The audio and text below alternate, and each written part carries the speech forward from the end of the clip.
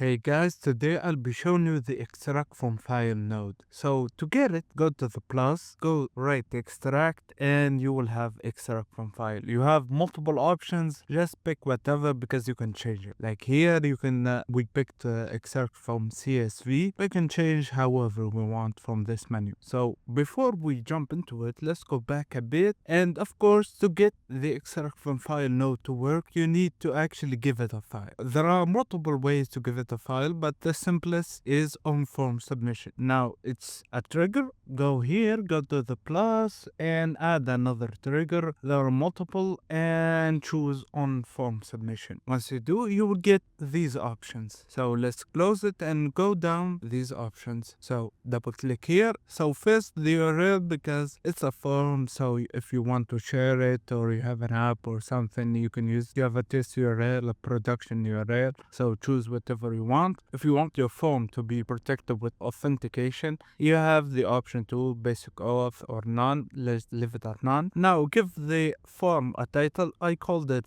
upload, a description if you want, and you won't get these fields at first, so you have to go add form element, and let's go down the list. So of course, field name, give the field of the form that you're gonna use a name. I called it file. Label, the label appears above the input field. Next up is the element type. Which type are we gonna choose? Since we're uploading a file, if you go to the list, we have multiple. We have drop down, we have email, we have hidden field, we have a lot. So choose whatever you want or whatever you need, in this case file. And once we do, we have the option of multiple files if you want to. So let's keep it turned on if you want to upload multiple files. And finally, the accepted file types. I just gave a JSON because we're gonna upload a JSON file. You're gonna add more, of course, a PNG, a TXT, whatever you want, of course. And then finally we have required field. Is it required? Let's keep it not. So with that done, if we execute this step, as you can see, we get it like this. So we choose from the files that we have. Give me a second. So I chose an old JSON file that I have. If we submit it, as you can see,